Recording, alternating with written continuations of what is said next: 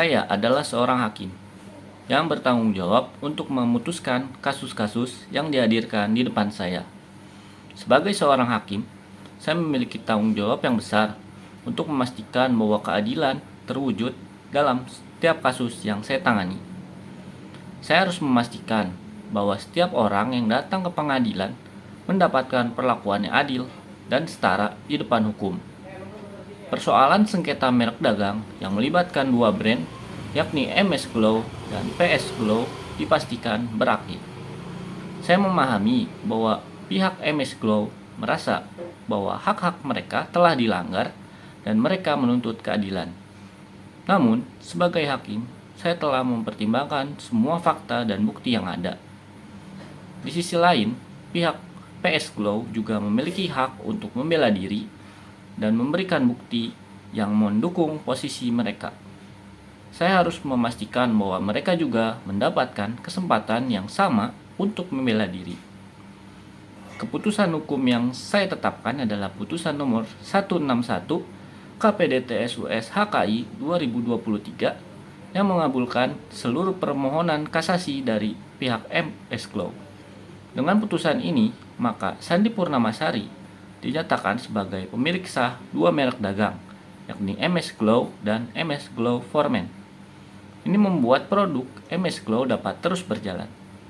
Dan berdasarkan putusan kasasi tersebut, merek PS Store Glow dan merek PS Store Glow Formen sudah tidak dapat digunakan lagi.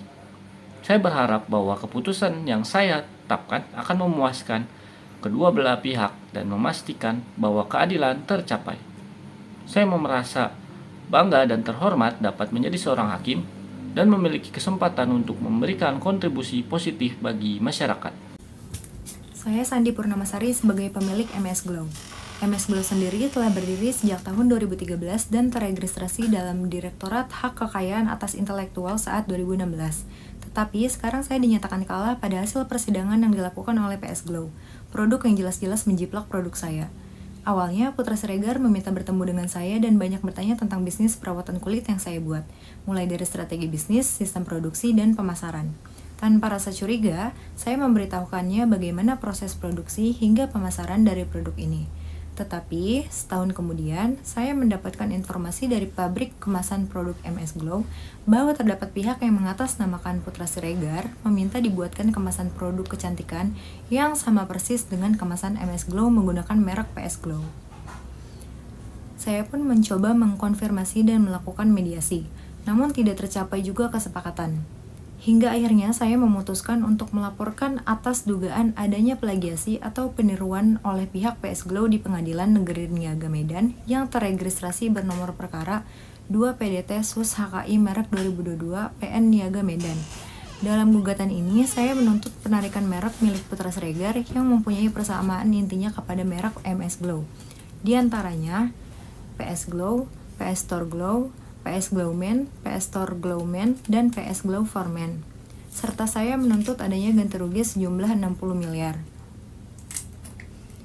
Namun, belum selesai gugatan tersebut, PS Glow justru melakukan gugatan balik di PN Niaga Surabaya yang teregistrasi bernomor perkara 2 PDT SUS HKI merek 2022 PN Niaga Surabaya. Pihak Putra Siregar mengklaim bahwa saya telah melakukan perbuatan tanpa hak melawan hukum dengan memproduksi suatu produk kecantikan menggunakan merek dagang MS Glow. Dan lucunya lagi, saya dinyatakan kalah dalam persidangan tersebut. Dengan alasan karena merek MS Glow yang terdaftar adalah merek dagang MS Glow for Cantik Skincare. Sedangkan produk saya hanya mencantumkan MS Glow saja dan dituntut ganti rugi 37 miliar. Saya tidak terima dong. Merek duluan saya, tapi saya dinyatakan bersalah. Saya mengajukan kasasi kembali dan alhamdulillahnya saya menang dalam Mahkamah Agung. Saya dinyatakan tidak bersalah dan produk saya tetap memiliki izin. Sedangkan merek PS Glow tidak bisa digunakan lagi. Saya Putra Siregar selaku pemilik dari PS Glow. Di sini saya ingin menyampaikan bahwa saya kecewa terhadap putusan MA yang menyatakan bahwa saya kalah dari MS Glow terkait kasus plagiasi merek dagang. Kalau menurut saya pribadi, saya masih merasa bahwa saya tidak salah. Saya hanya ingin melebarkan sayap bisnis saya ke bidang kecantikan. Oleh karena itu, saya mendirikan PS Glow di tahun 2021. saya juga telah mendaftarkan hak merek dagangnya di tahun yang sama. Tetapi tiba-tiba saya tetap dilaporkan dengan atas adanya dugaan plagiasi. Padahal jelas dari namanya saja itu sudah berbeda. Saya sudah mencoba melaporkan balik pihak MS Glow atas dasar tindakan tanpa hak melawan hukum dengan memproduksi sebuah produk kecantikan menggunakan merek dagang MS Glow. Karena saya rasa saya benar sebagai pemilik hak eksklusif atas merek dagang PS Glow. Dan MS Glow lah yang memplagiasi merek saya. Karena merek yang terdaftar pada Dirjen Perlindungan Haki adalah MS Glow for Cantik Skincare. Sedangkan Sandy Purnamasari hanya menggunakan MS Glow saja pada produk-produk kecantikannya, tanpa adanya embel-embel for Cantik Skincare. Hal ini tentu saja bertentangan terhadap kebijakan BPOM, di mana penggunaan merek pada produk yang diproduksi harus sesuai dengan produk yang didaftarkan dalam Dirjen Hak Kekayaan Intelektual. Intinya saya benar-benar kecewa terhadap keputusan MA yang menyatakan bahwa saya kalah terhadap MS Glow tersebut. Terima kasih. Hak kekayaan intelektual merupakan hak untuk menikmati secara ekonomis hasil dari suatu kreativitas intelektual, termasuk dalamnya ada perlindungan hak merek dagang. Dengan ada perlindungan merek dagang ini, seseorang jadi tidak dapat menggunakan merek yang sama baik sebagian maupun seluruhnya. Kita bisa belajar dari kasus sengketa MS Glow dan PS Glow. Betapa pentingnya mendaftar merek terlebih dahulu saat membangun sebuah bisnis. Sengketa MS Glow dan PS Glow sebagai contoh potensi penggunaan merek atau ide nama brand oleh pihak lain. Bahkan, untuk sekedar mendompleng dari kesuksesan sebuah produk dengan memberikan kemiripan pada barang. Setiap karya yang terlindungi kekayaan intelektualnya akan memberikan manfaat secara ekonomi. Selain itu, menjadi salah satu alat bukti saat terjadi pelanggaran oleh pihak yang tidak bertanggung jawab. Oleh karena itu, penting bagi kita semua untuk peduli terhadap kekayaan intelektual, yakni dengan mencatat dan mendaftarkan karyanya ke Direktorat Jenderal Kekayaan Intelektual DJKI Kemenkumham. Jika sudah tersandung masalah, maka biayanya yang dikeluarkan akan jauh lebih besar dari biaya pendaftaran merek itu sendiri. Halo, nama saya Kansa Kalisani Sirenanum. Sebagai konsumen, saya tidak terpengaruh atas masalah perseteruan antara MS Glow dan PS Glow.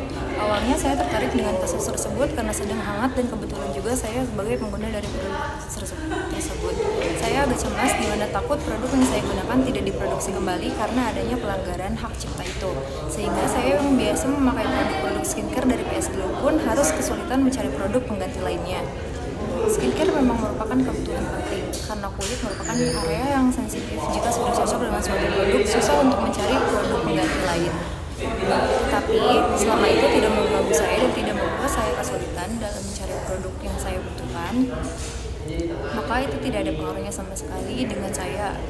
Akhirnya saya memutuskan untuk mencari produk skincare lainnya dan menemukan produk yang lebih cocok dan lebih baik dan sesuai dengan aturan.